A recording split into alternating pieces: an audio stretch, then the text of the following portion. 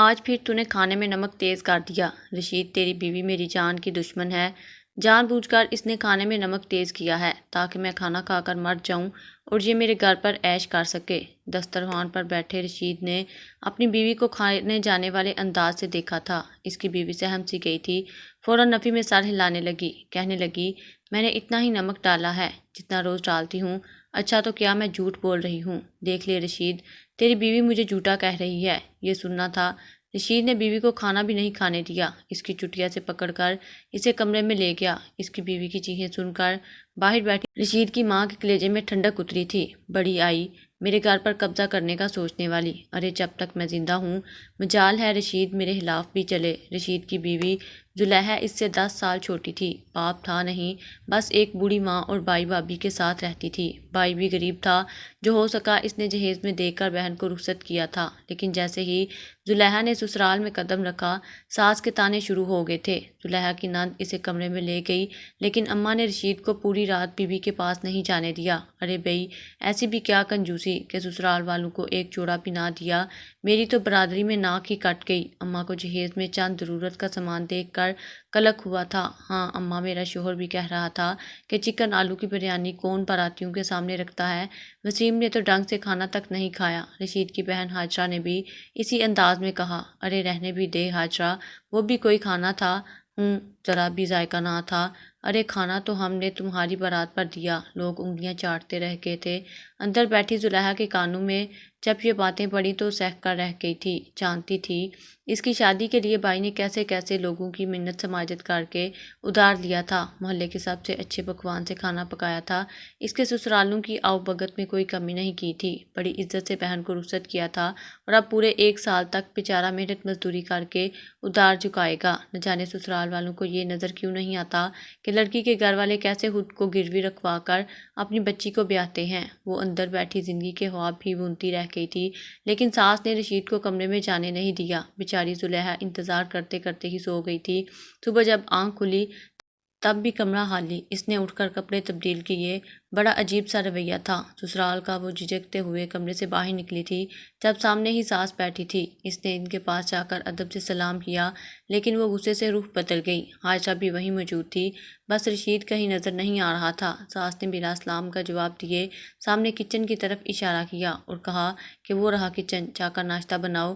میری تو قسمت ہی پھوٹ گئی، پوری برادری میں ناک کٹ کے رہ گئی ایسی غریب بہو لا کر۔ زلیخا ان کے رویوں کو حیران پریشان کھڑی تھی، پہلے دن کی بہو کا کوئی چاؤ ہی انہوں نے نہیں دکھایا تھا۔ وہ خاموشی سے کچن میں چلی گئی، ہاجرہ بھی پیچھے آ گئی، اسے ناشتے میں ڈھیر ساری چیزیں بنانے کا کہہ کر باہر چلی گئی۔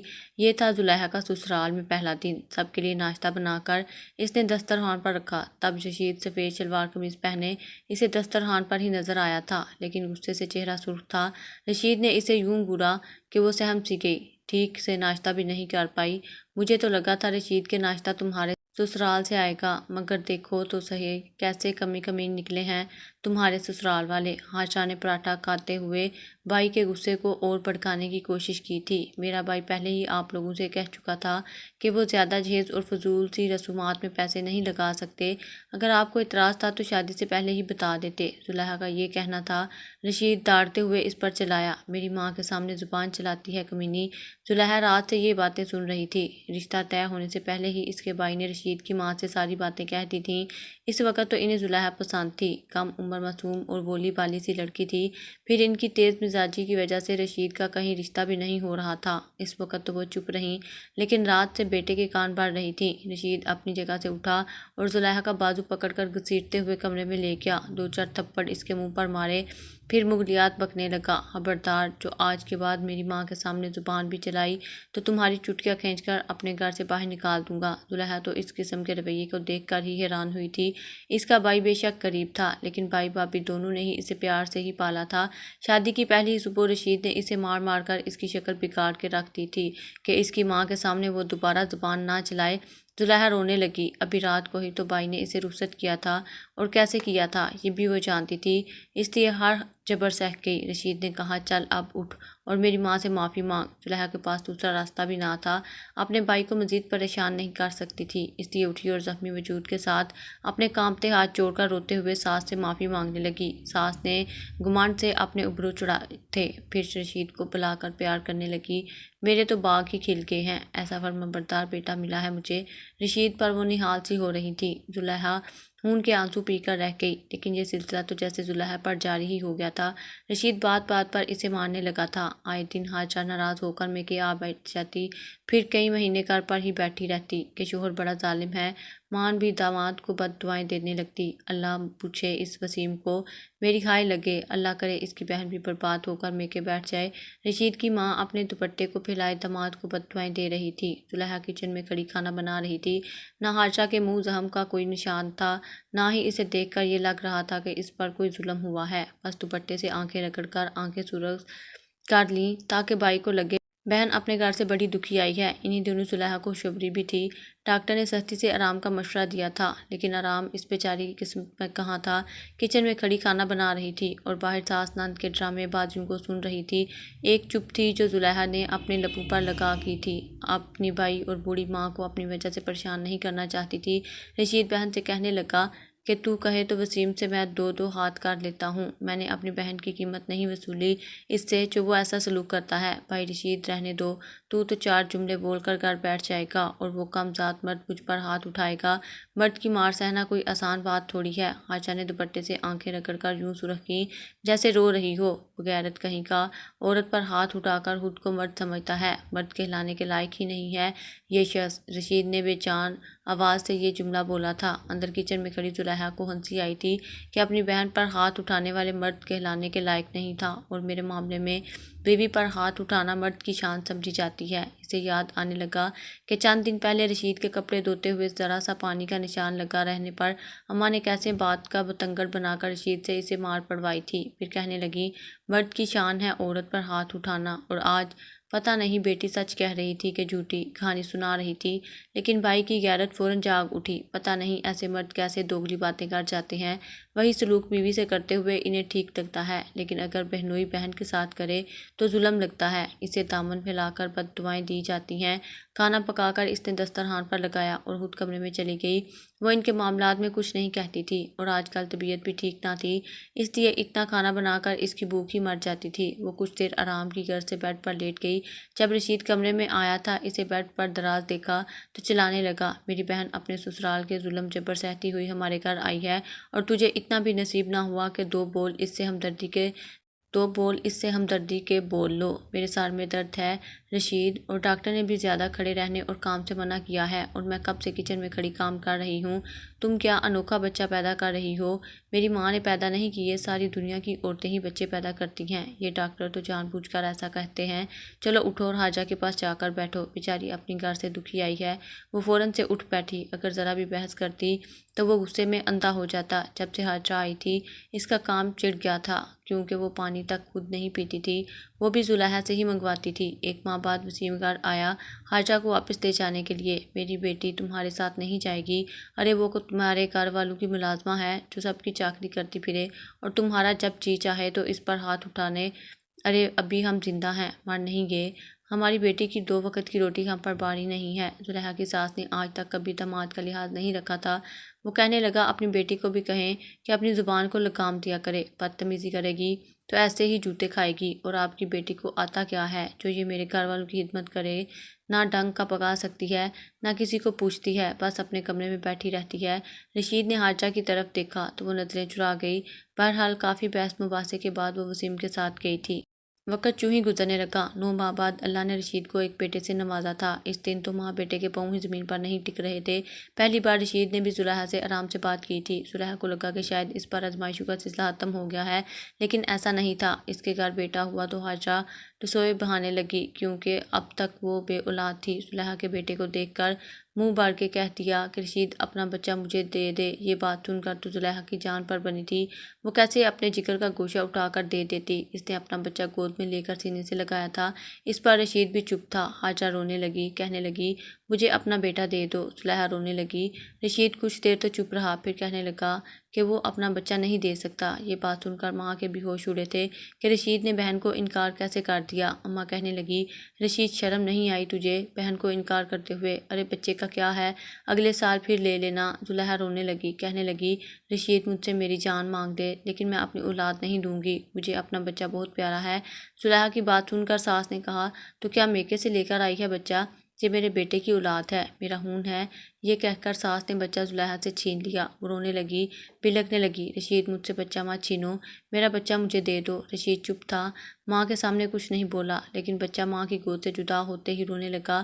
بچے کے رونے پر زلیخا بے کل سی ہو کر اپنے بچے کو پکڑنے لگی، لیکن ساس نے اسے پیچھے زور سے دھکا دیا اور بچہ حاجہ کی گود میں ڈال دیا۔ زلیخا کے پیٹ میں شدت سے درد ہونے لگا، وہ بلک بلک کر رونے لگی۔ اس سے پہلے کہ حاجہ کمرے سے باہر جاتی، رشید نے اس کی گود سے اپنا بچہ لے لیا۔ کہنے لگا، معاف کرنا بہن، اپنا بچہ نہیں دے سکتا۔ باپ کے خون نے وقتی جوش مارا تھا، لیکن ماں اور بہن کو تو جیسے سانپ ہی سونگھ گیا تھا۔ رشید نے بیوی کو سہارا دے کر بیڈ پر لٹایا اور بچہ اسے دے دیا۔ دونوں ماں بیٹی کمرے سے باہر نکل گئی۔ حاجہ تو رو کر ماں سے کہنے لگی، دیکھ لیا تو نے اماں بیٹے کا اصل روپ، کیسے گرگٹ کی طرح سے رنگ بدلا ہے۔ اس نے اماں چپ تھی، کسی گہری سوچ میں پڑ گئی تھی۔ دونوں ماں بیٹیاں یہی منصوبہ بناتی رہیں کہ کیسے بیٹے کے دل سے بیوی بچے کی آنے والی ذرا سی محبت کو بھی ختم کر سکیں۔ اس کے بعد حاجہ تو اپنے گھر چلی گئی، لیکن زلیخا کا جینا اس کی ساس نے دو بار کر دیا تھا۔ ہر وقت اس کے ہر کام میں عیب نکالتی رہتی، لیکن اب رشید زلیخا کو زیادہ کچھ نہیں کہتا تھا۔ اس کا بچہ 1.5 سال کا ہو گیا تھا اور یہ بات ماں سے برداشت ہی نہیں ہو رہی تھی کہ وہ کیوں زلیخا پر ہاتھ نہیں اٹھاتا۔ ایک بار ساس نے رشید کے سامنے ہی زلیخا سے چائے کا کپ مانگا۔ وہ کیسے ہی ساس کو چائے دینے لگی تو ساس نے کپ خود پر الٹ لیا۔ ساس کا ہاتھ چل گیا تو وہ بلبلانے لگی، کہنے لگی، تو مجھے جلا کر مارنا چاہتی ہے، میرا ہاتھ جلا دیا۔ زلیخا بیچاری پریشان ہو گئی۔ اس سے پہلے کہ کچھ کہتی، رشید نے غصے سے اس کے منہ پر تھپڑ مار دیا۔ کہنے لگا، اندھی ہو گئی تھی، ماں کے واویلا مچانے پر شامت زلیخا کی آ گئی تھی۔ وہ رونے لگی کہ رشید میں نے ایسا نہیں کیا، لیکن رشید نے اسے اس دن بہت مارا۔ ماں کا ہاتھ تو چل گیا تھا، لیکن دل بڑا ٹھنڈا ہوا تھا کہ بیٹا پھر سے ویسا ہو گیا ہے۔ پھر تو زلیخا کی ساس نے یہی کام پکڑ لیا تھا۔ وہ کبھی کھانے میں نمک تیز کر دیتی، کبھی مرچ تیز کر دیتی، زلیخا کے ہاتھ کا کھانا کھا کر غش کھانے لگتی، رشید کے سامنے یہ ظاہر کرتی جیسے زلیخا اسے مارنا چاہتی ہو، اور یہ سب دیکھ کر رشید زلیخا پر شک کرنے لگا۔ آج بھی اس نے زلیخا کو بہت مارا تھا، لیکن وہ بیچاری سہ رہی تھی۔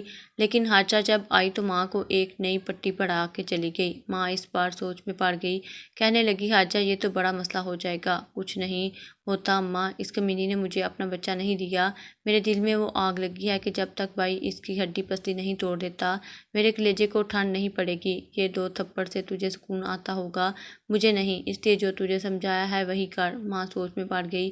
اس کے بعد یہی ہوا۔ اماں اب زلیخا سے کہتی کہ دھلے کپڑے صحن کے بجائے چھت پر ڈال کر آؤ۔ وہ جانتی تھی کہ برابر والے گھر کا نوجوان لڑکا کبوتر باز ہے، سارا دن چھت پر اپنے کبوتروں کی دیکھ بھال کو لگا رہتا ہے، اس لیے بیٹے کے دل میں زہر بھرنا آسان تھا۔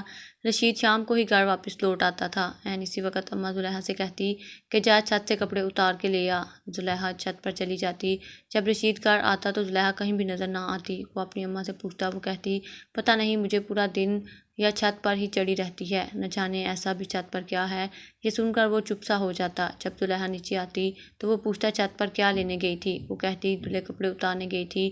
لو بھلا اتنی دیر لگتی ہے 4 کپڑے اتارنے کے، لانے میں 2 گھنٹے سے تو تم اوپر ہو۔ ساس نے دھڑلے سے جھوٹ بولا تھا۔ زلیخا کہنے لگی، اماں میں ابھی ہی تو اوپر گئی تھی۔ زلیخا نے وضاحت دینا چاہی، دیکھ لو، تمہاری بیوی کو تو عادت ہے تمہارے سامنے مجھے جھوٹا کرنے کی۔ رشید کا یہ سن کر پارا ہائی ہو جاتا۔ وہ کہنے لگا، میری ماں کو کیا پڑی ہے جھوٹ بولے۔ زلیخا نے کوئی جواب نہ دیا اور کچن میں چلی گئی۔ 2-4 دن اماں رشید کے کان بھرتی رہی کہ جب بھی پڑوس کا کبوتر باز چھت پر جاتا ہے، تیری بیوی تو نیچے ٹکتی ہی نہیں ہے، بہانے بہانے سے اوپر بھاگ کر جاتی، نظر رکھا کر اس پر، کہیں اپنا منہ ہی نہ کسی کے ساتھ کالا کر لے۔ اماں کا یہ کہنا تھا کہ رشید اسی وقت چھت پر گیا۔ جب زلیخا کو چھت کی رسیوں سے کپڑے اتارتے دیکھا تو چپ سا ہو گیا، لیکن جب اس نوجوان کو کبوتر کو دانہ ڈالتے ہوئے دیکھا تو اس کی نظر زلیخا پر ہی تھی۔ یہ دیکھنا تھا کہ رشید نے پہلے تو اس لڑکے کو گالیاں دی، اس کے بعد زلیخا کو بازو سے پکڑ کر سیڑھیوں سے دھکیلتے ہوئے نیچے لایا اور اسے دھکا دیا۔ کمینی عورت، میرے پیچھے یہ گل کھلا رہی ہے، آج تو میں تجھے چھوڑوں گا نہیں۔ رشید کے غصے سے آنکھیں سرخ ہو تھیں۔ زلیخا رونے لگی، کہنے لگی اس نے ایسا کچھ نہیں کیا، لیکن اس کی سنتا کون؟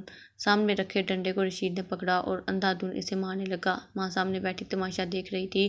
زلیخا کی چیخیں پورے محلے والوں نے سنی تھی۔ لوگ اب اس کے گھر کا دروازہ بجانے لگے، کہنے لگے کہ اگر اس نے اس لڑکی پر ظلم کرنا نہ چھوڑا تو پولیس میں اس کی کمپلین کر دیں گے۔ اس بات پر ہی رشید کا ہاتھ رکا تھا، لیکن اس وقت تک زلیخا کی یہ حالت تھی کہ نیم مردہ سی صحن میں پڑی تھی۔ جب محلے کی عورتوں نے اسے اٹھانا چاہا تو اس کی چیخیں پھر سے بلند ہوئی تھیں۔ اس کی کولہے کی ہڈی ٹوٹ چکی تھی۔ عورتیں اسے سہارا دیتے ہوئے ہاسپٹل لے گئیں۔ رشید کو بھی اب ہوش آئی تھی کہ اپنے غصے میں وہ یہ کیا کر بیٹھا ہے، لیکن اس وقت بہت دیر ہو چکی تھی۔ اس کا بھائی گھر آیا اور روتے ہوئے سسکیوں کے ساتھ رشید کو بد دعائیں دینے لگا اور زلیخا کے بچے کو بھی اپنی گود میں لیا، کہنے لگا جو کچھ تو نے میری بہن کے ساتھ کیا تو اپنی بہن سے بڑھے گا، دیکھ لینا۔ پھر کہنے لگا میری بہن کو طلاق بھجوا دینا ورنہ تمہیں پولیس کے حوالے کر دوں گا۔ یہ سن کر تو رشید کے ساتھ ساتھ اس کی ماں بھی گمسم سی ہوئی تھی۔ جب سے زلیخا کی شادی ہوئی تھی اماں نے تو اٹھ کر کبھی پانی کا گلاس تک نہ پیا تھا۔ انہیں تو لگا تھا بھائی غریب ہے، اس لیے ہم اس کی بہن کے ساتھ جو چاہیں کرتے رہیں گے، ہمیں کوئی پوچھنے والا ہی نہیں ہے، لیکن اب تو وہ طلاق کا کہہ گیا تھا۔ رشید بھی اب چپ تھا۔ اگلے ہی روز حاجہ بھی گھر آ گئی، لیکن ماں کا بگڑا موڈ دیکھ کر کہنے لگی کہ تجھے کیا ہوا ہے؟ وہ کہنے لگی تیرے کہنے پر میں نے یہ سب کیا تھا اور اب اس کا بھائی طلاق مانگ رہا ہے، گھر کون سنبھالے گا؟ میری بوڑھی ہڈیوں میں اب اتنی جان نہیں کہ گھر کے سارے کام کر سکوں۔ حاجہ کو اس بات سے بھلا کیا غرض تھی؟ وہ جو چاہتی تھی وہ ہو گیا تھا، اس لیے واپس اپنے گھر چلی گئی۔ رشید جب تک قاہرہ کام سے واپس آتا تو ماں کے رونے شروع ہو جاتے کہ مجھ سے گھر کے کام نہیں ہوتے، یا زلیخا کو واپس لے آ یا دوسری شادی کر دے۔ جس طرح سے ان لوگوں نے زلیخا پر ظلم ڈھائے تھے، کوئی بھی شخص انہیں اپنی بیٹی کا رشتہ نہ دیتا، اور زلیخا کا بھائی بار بار طلاق مانگ رہا تھا۔ رشید کو اپنی غلطی کا احساس ہونے لگا، لیکن واپس کس منہ سے جاتا؟ غصے میں بیوی کو کسی بے جان شے کی طرح سے پیٹ کر رکھ دیا تھا۔ اس دن حاجرہ روتے دھوتے گھر آ گئی تھی۔ آج اس کے چہرے پر بھی زخموں کے نشان تھے، ہاتھ میں طلاق نامہ تھا۔ جس طرح سے وہ لنگڑا کر چل رہی تھی، نظر آ رہا تھا کہ وسیم نے بھی اسے سچ مچ پیٹا ہے۔ ماں کا ہاتھ دل تک پہنچا تھا، بیٹی کا رونا تڑپنا دیکھا نہیں جا رہا تھا۔ حاجرہ کو وسیم نے بدکاری کا الزام لگا کر طلاق دی تھی اور دوسری شادی بھی کر چکا تھا۔ بیٹی کا گھر اجڑا تو ماں دل پکڑے رونے لگی کہ حاجرہ تجھے زلیخا کی ہائے لگ گئی ہے، میں کہتی رہی کہ یہ الزام اس پر نہ لگا، لیکن تجھے تو بس اپنا کلیجہ ٹھنڈا کرنا تھا، تجھے اب کون پوچھے گا اس عمر میں، اوپر سے تو بانجھ بھی ہے۔ یہ سن کر رشید کی آنکھیں کھلی تھیں، سمجھ میں آ گیا تھا ماں بہن کی ملی بھگت نے اس کا گھر اجاڑ دیا ہے۔ ماں اسی وقت دل پکڑے گشکا کر گر گئی تھی۔ بیٹی کا صدمہ برداشت نہ ہوا تو حالق حقیقی سے جا ملی۔ رشید کو اب احساس ہوا تھا، اس لیے بھاگا دوڑا سسرال پہنچا تھا کہ زلیخا کی منت سماجت کر کے اسے گھر لے آئے، لیکن جب سسرال پہنچا تو ایک میت اور صحن میں پڑی تھی۔ زلیخا مر چکی تھی، اس کا بچہ ماں کا کفن پکڑے زار و قطار رو رہا تھا۔ گھر برباد ہو چکا تھا، لیکن اب پچھتانے کا کیا فائدہ تھا؟